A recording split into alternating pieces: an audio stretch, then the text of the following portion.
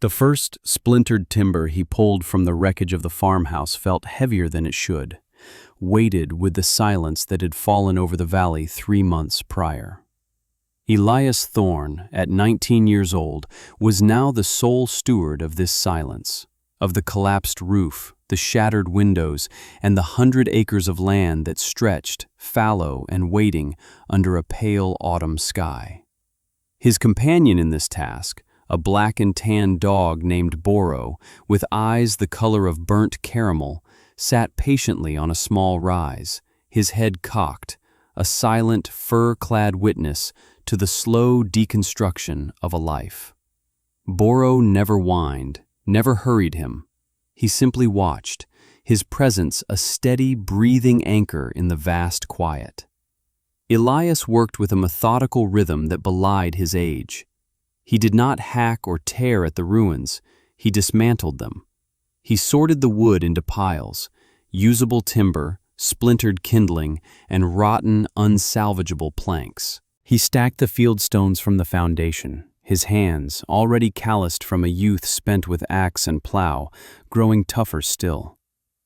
One afternoon, prying away a section of floorboards near what used to be his father's study, his crowbar struck something solid that wasn't stone. He cleared away the debris and found a heavy, oilcloth-wrapped bundle. Inside was a thick, leather-bound journal, his father's journal. Elias ran a thumb over the embossed initials, A.T., and tucked it carefully inside his coat. That night, he did not return to the small tent he had pitched near the river. Instead, he went to the only structure on the property left wholly intact, the greenhouse. It was his father's folly, or so the neighbors had called it. A massive thing, 60 feet long and 30 feet wide, with a high-peaked roof and glass panes framed in heavy, dark-stained cedar. His father, a man of quiet theories and patient hands, had spent 2 years building it, sinking its foundations deep and reinforcing the frame to a degree others found comical. It had survived the microburst that had torn the farmhouse apart as if it were made of paper. Inside, the air was still and smelled of damp earth and the ghosts of last season's tomatoes. Elias lit a lantern, the light glinting off the hundreds of glass panes. He sat on an overturned bucket, Boro curled at his feet, and opened the journal. His father's handwriting was a dense, forward-leaning script filled with diagrams, calculations, and observations about the natural world. He wrote of the sun's arc, of thermal mass, of the way a south-facing stone wall would drink the winter light and exhale it as warmth long after dusk. Elias turned a page and stopped. There, sketched in remarkable detail, was a concept labeled the Winter House. It was a drawing of a small, thick-walled stone and earth structure built inside a larger glass house. Arrows indicated airflow. Notes in the margins detailed heat retention, the insulating properties of snow piled against the outer glass, the way the inner structure would act as a thermal battery, charged by even the weakest winter sun. It was a shelter within a shelter, a kernel of warmth protected by a fragile-looking, yet strategically robust shell. Elias stared at the drawing for a long time, the lantern light flickering. He felt a hum of connection, a thread of understanding reaching across the silence of the grave. His father hadn't just been a farmer, he had been a student of survival. The next morning, Elias did not return to the farmhouse ruins. He walked into the center of the greenhouse, the journal in his hand. He paced out a rectangle on the packed earth floor, his boots leaving faint impressions. 12 feet by 16 feet. He took a shovel and drove it into the ground. The sound was a clean, declarative slice. He was not just clearing a space, he was laying a foundation. Boro watched him, thumped his tail twice, and lay his head back on his paws. The work had begun. For a week, the only sounds were the scrape of Elias's shovel and the thud of earth being piled outside. He was digging a shallow foundation, just 2 feet deep, but the ground was hard and dense. By the time he was finished, his back ached with a fire that sleep could only dull, not extinguish. It was then that he received his first visitor. Mr. Gable, his closest neighbor from 2 miles down the road, appeared at the greenhouse door, his weathered face a mask of grizzled curiosity. He was a man who had seen 70 winters in this valley and believed he had learned all of its lessons. "Heard you were still up here," Gable said, his voice raspy. He stepped inside, his eyes taking a moment to adjust to the diffuse light. He saw the excavated rectangle, the piles of stone Elias had begun hauling from the farmhouse ruin on a heavy wooden sledge. "What in God's name are you doing, boy? Building a root cellar in a glass house?" Elias paused, leaning on his shovel. He wiped a line of sweat from his brow with the back of his forearm. "A house," he said. The words were quiet, barely disturbing the air. Gable let out a short, incredulous bark of a laugh. He walked closer, peering into the shallow pit. "A house? In here?" He shook his head, a gesture of both pity and derision. "That's the craziest thing I've ever seen. This glass will be a coffin come the first blizzard. The snow load will shatter it. The wind will tear it to pieces. You'll freeze to death in a week." He pointed a bony finger at the glass roof. "Wait until winter. You'll see." Elias offered no argument.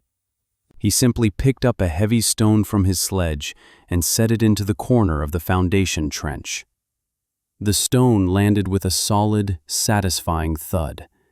It was an answer in itself. Gable watched him for another moment, then shook his head again and left, muttering to himself about the foolishness of youth and book learning. A few days later, another visitor arrived. Mrs. Finch, a kind, plump woman from the town of Harmony Creek, navigated her buckboard up the rutted lane. She carried a casserole dish wrapped in a tea towel.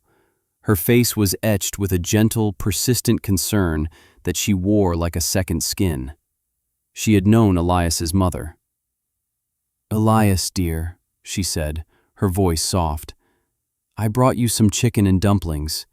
You can't live on dried beans." She followed him into the greenhouse, her eyes widening at the scale of his labor. The first course of the stone wall was now complete, a low 3-foot-thick perimeter. "Oh my, what is all this?" "My house," Elias said, accepting the warm dish. He was grateful for the food, for the kindness, but he could feel the familiar weight of her worry settling over him.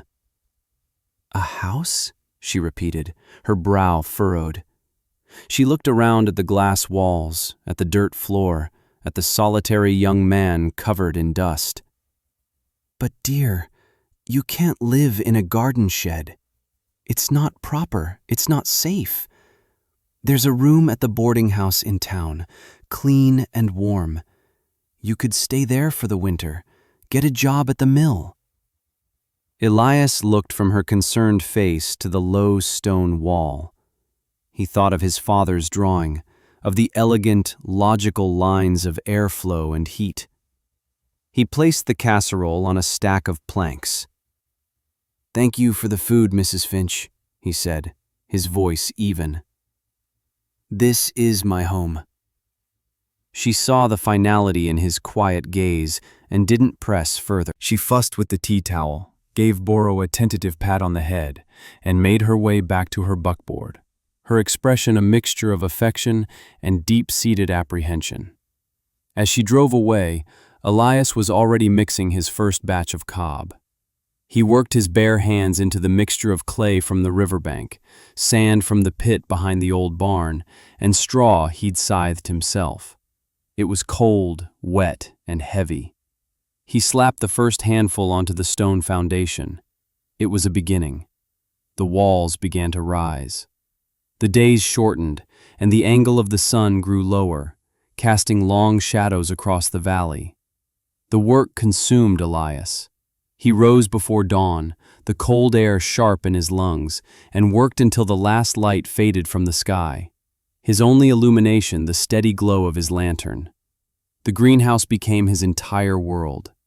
Inside its glass walls, he was shielded from the increasingly sharp autumn wind, and the sun, even when weak, warmed the space by a precious 10 degrees. The project was a creature of immense appetite, demanding stone, clay, sand, water, and straw.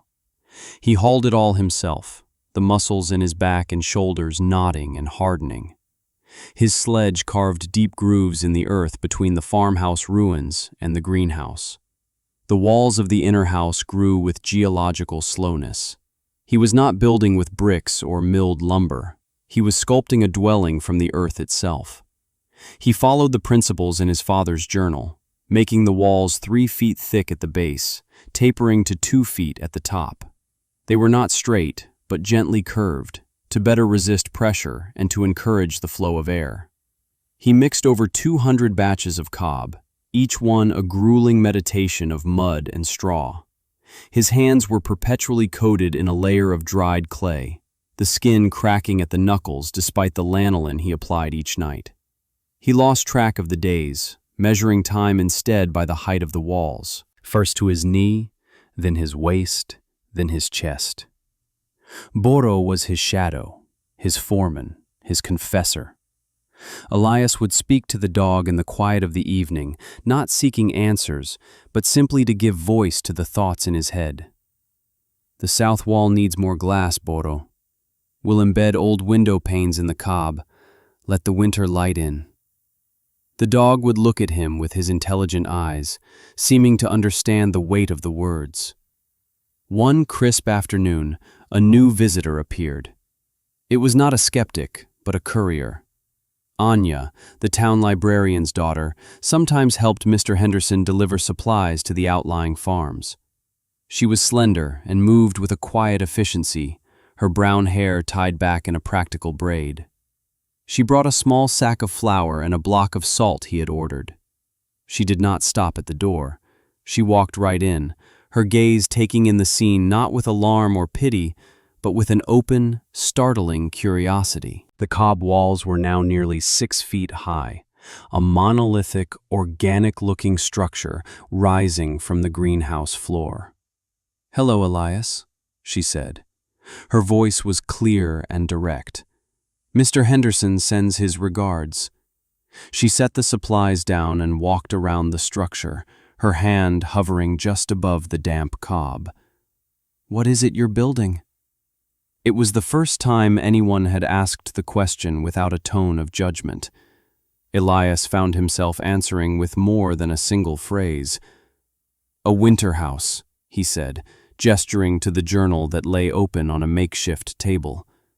"My father's design."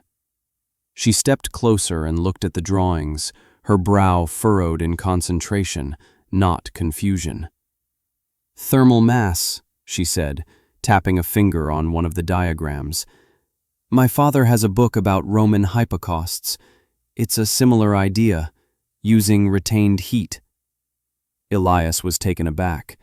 He had expected dismissal, or, at the very least, a polite but baffled retreat. Instead, she was engaging with the theory. "Yes," he said. "The sun heats the cob walls during the day. The walls release the heat at night." "But what about the greenhouse?" she asked, her gaze sweeping up to the vast expanse of glass. "Mr. Gable says the snow will break it." "My father reinforced the frame," Elias explained, pointing to the thick cedar beams and the steel brackets at the joints. "And he angled the roof at 52 degrees. That's the optimal angle to shed snow and capture the low winter sun. The snow that does collect at the base will provide insulation." Anya nodded slowly, processing the information. She looked at him, then at the half-finished house, then back at him. "It's clever," she said. "It's very clever." She did not stay long, but as she left, she turned back at the door. "I could bring you that book on Roman heating if you like." Elias just nodded, a strange warmth spreading through his chest that had nothing to do with the sun. Her belief, as small and new as it was, felt like a buttress against the wall of skepticism that surrounded him. That wall grew higher a week later. A fine carriage pulled by two handsome gray horses made its way up the lane. It belonged to Mr. Sterling, the wealthy landowner who held the mortgage on the Thorne property. Sterling was a man for whom land was not a home, but an asset on a ledger. He was dressed in a fine wool coat and leather gloves, and he looked at the greenhouse with an expression of profound distaste. He stepped inside, his polished boots crunching on the stray bits of straw and dried mud. He did not greet Elias. He simply surveyed the scene.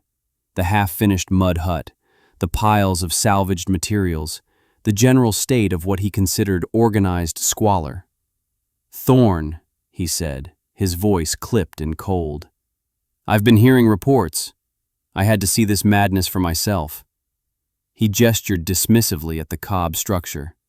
"What is this abomination? You've let the farmhouse fall to ruin. The fields are fallow, and you are building a pigsty in a glass box." "It's my home," Elias said, his jaw tightening. "It's an embarrassment," Sterling snapped, "and it's on my property until the note is paid. I cannot have this squatter's hovel associated with my name." He pulled a watch from his vest pocket. "You have until spring.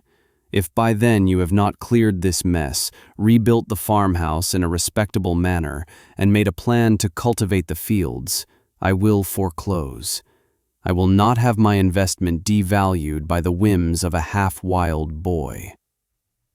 The threat hung in the air long after Sterling's carriage had disappeared down the lane. Foreclosure, the loss of everything, the final severing of his connection to his parents, to this land. For a moment, a cold spike of fear pierced the calm determination that had sustained him. He looked at the walls he had built with his own hands. He felt the rough, honest texture of the drying cob. He looked at Boro, who whined softly and nudged his hand, as if sensing the shift in his master's spirit. The fear subsided, replaced by a cold, hard resolve. He would not stop. He would finish. He began work on the roof, salvaging the heaviest timbers from the farmhouse. He laid them across the top of the walls, then covered them with a layer of thick planking.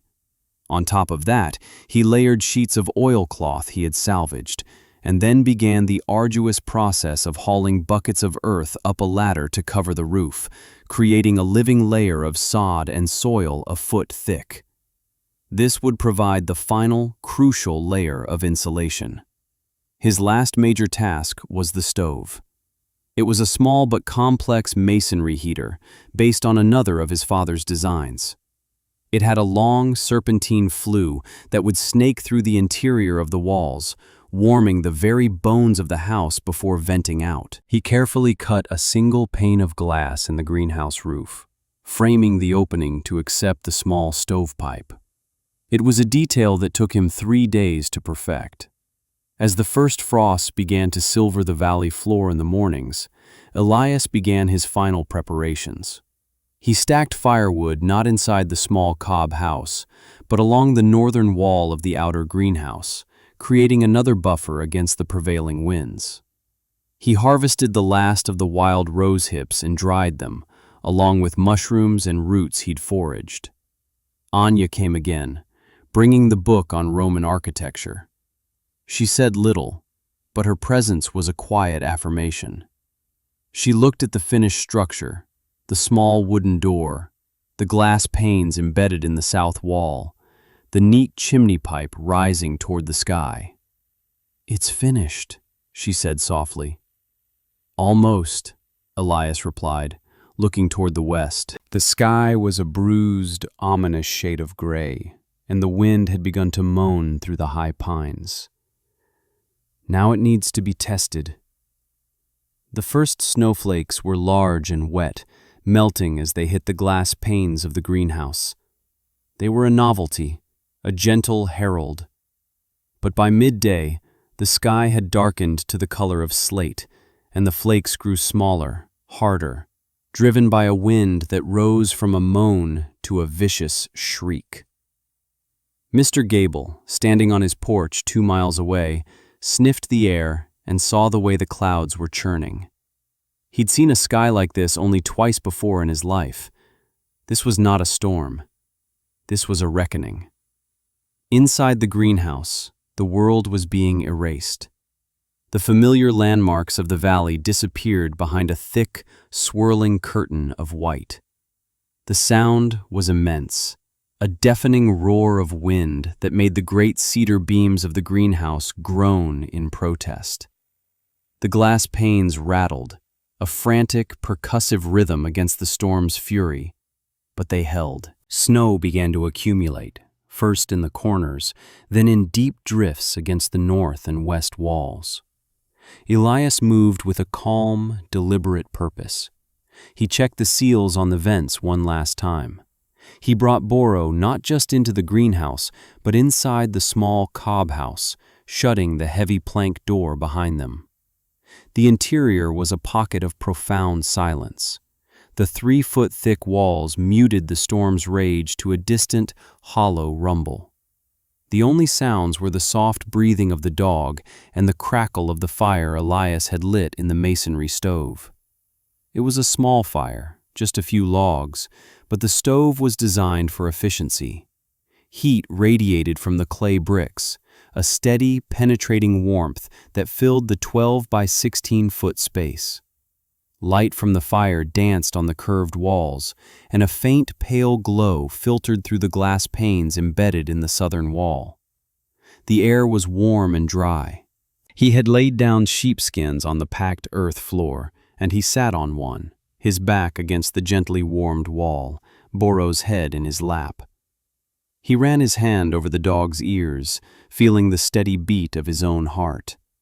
Everything he had, everything he was, had been distilled into this one small, warm space. He had read the journal, he had done the work. Now, he could only wait. The temperature inside the greenhouse was dropping rapidly, plunging below freezing. But inside the cob house, the air remained a constant, comfortable 65 degrees. The thermal battery was working. He must have dozed. He was woken by a sound that was not the wind. It was a frantic, desperate pounding on the main door of the greenhouse. Boro scrambled to his feet, a low growl in his throat. Elias quieted him with a hand on his back. He opened the door of the cob house and was hit by a blast of frigid air. The inner greenhouse was dark and intensely cold, the glass coated with a thick layer of frost and snow. He made his way to the outer door, the wind screaming through the small gaps in the frame. He had to put his shoulder into it to force it open against the drift that had formed outside. A figure stumbled in, collapsing into the snow that swirled into the opening. It was Mr. Gable. He was covered in snow, his beard frozen solid, his face a mask of shock and exhaustion. Elias half carried him toward the inner house. "The roof," Gable stammered, his teeth chattering uncontrollably. "The weight of the snow. Half the roof came down. The fire's out. I thought I was going to die in my own kitchen." Elias guided him through the small door of the cob house and into the warmth. Gable stopped, stunned into silence. He stared at the glowing stove, the calm, warm air, the quiet dog watching him from the corner.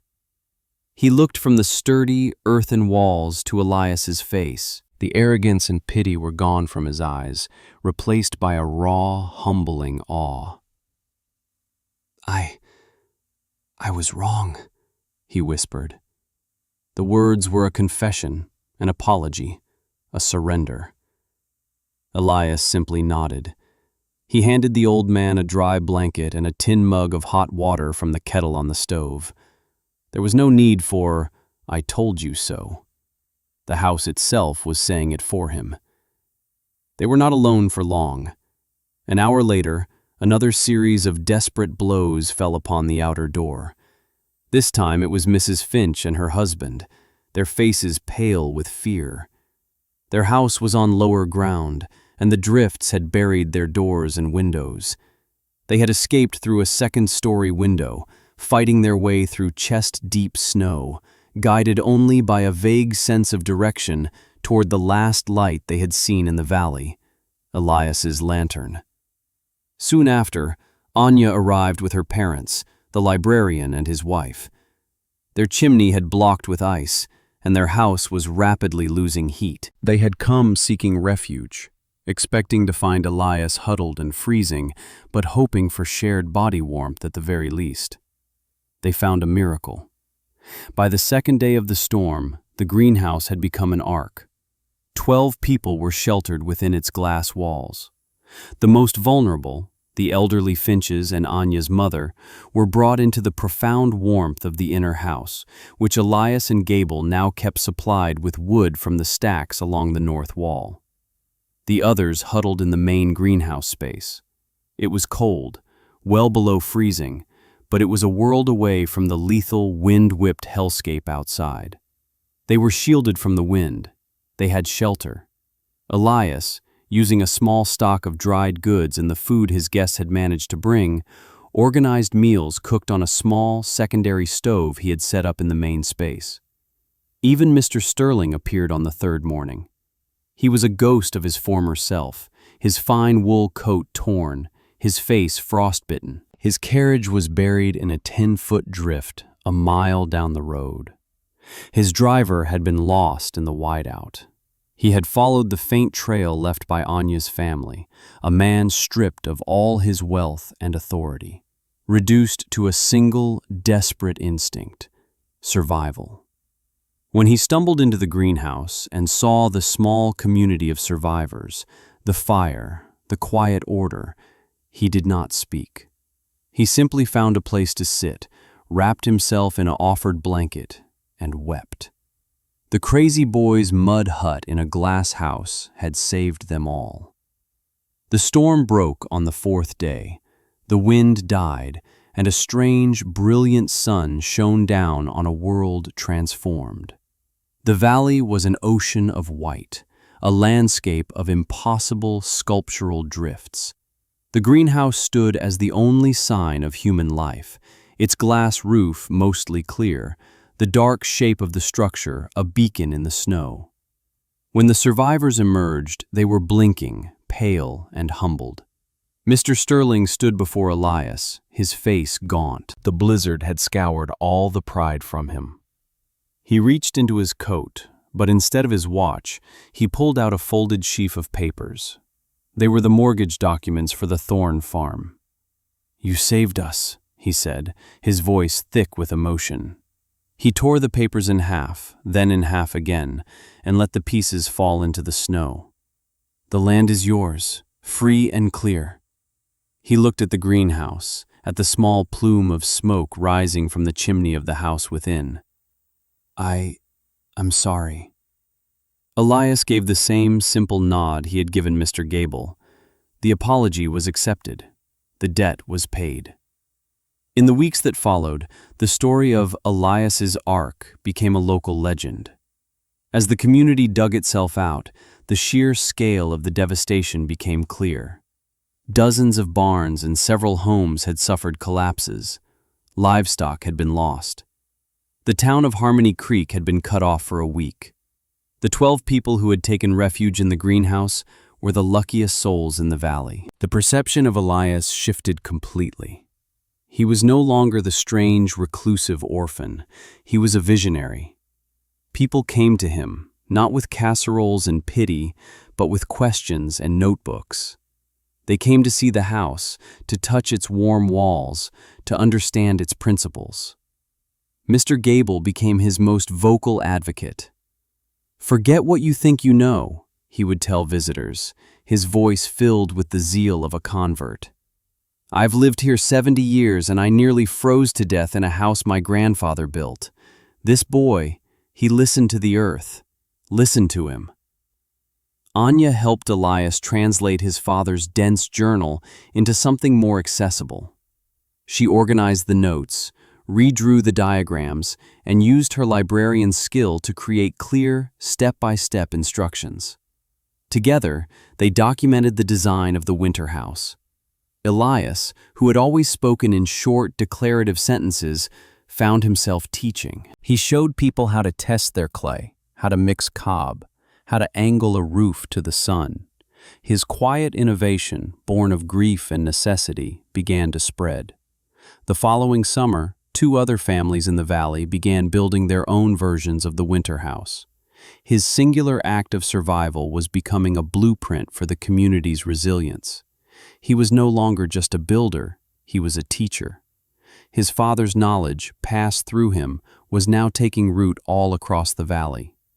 10 winters passed. The valley changed. The scars of the great blizzard faded, replaced by a new kind of architecture. Small, sturdy, earth and glass structures now dotted the landscape, each one a testament to the lesson learned that terrible winter. Elias's greenhouse stood as the original, the prototype, now lush with climbing vines and surrounded by a thriving garden. He and Anya had married in a simple ceremony among the tomato plants. Their life was as quiet and steady as the house itself, a rhythm of seasons, of planting and harvesting, of teaching and living. Boro grew old. The black on his muzzle silvered, and his caramel eyes grew cloudy. He moved slower, preferring to spend his days sleeping by the hearth of the inner house, the same hearth he had lain by as a young dog watching his master build their world. One spring morning, Elias found him there, still and peaceful. He had passed in his sleep. The constant, loyal witness to the entire journey was gone.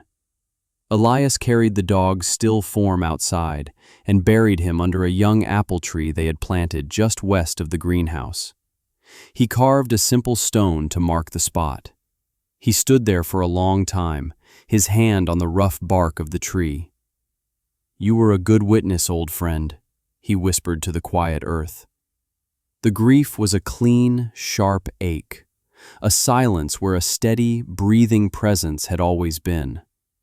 The years continued their steady, unhurried march. Elias's hair grayed at the temples.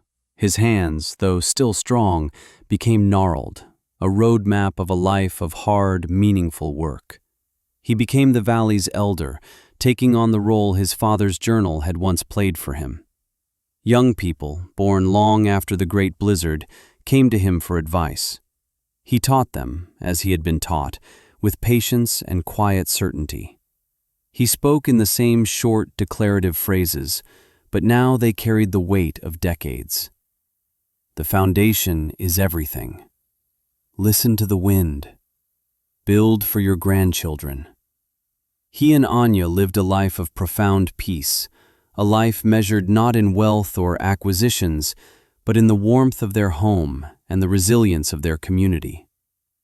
Decades after he laid the first stone, Elias Thorne died as peacefully as his old dog had. He passed in his sleep, in the bed they had built inside the small stone house, the walls around him still holding the faint warmth of the evening fire. Anya was by his side, her hand on his. He was an old man, full of years, respected and loved. The boy who had been an outcast had become a patriarch. The entire valley turned out for his burial. They did not mourn with loud wailing, but with a deep, respectful silence that felt like a shared inheritance. They laid him to rest next to Boro, under the branches of the now massive apple tree. The grave marker they chose was a single, large fieldstone, dragged from the ruins of the original farmhouse, the same source he had used for his foundation. One of the men he had taught, now a master builder himself, chiseled the inscription. It did not list dates or accomplishments. It simply said, "Elias Thorne. He built his house, and it sheltered us all." Long after the mourners had gone, as dusk settled over the valley, a light flickered on in the greenhouse. Anya had lit the lantern and stoked the fire in the small masonry stove. Smoke, a thin gray ribbon of life, curled from the chimney and rose into the twilight. The structure stood, a living monument against the deepening cold. The glass panes, which had once seemed so fragile, reflected the first stars. The sod roof was thick and green. It was more than a house. It was an idea. It was a promise. It was a legacy of warmth built to endure.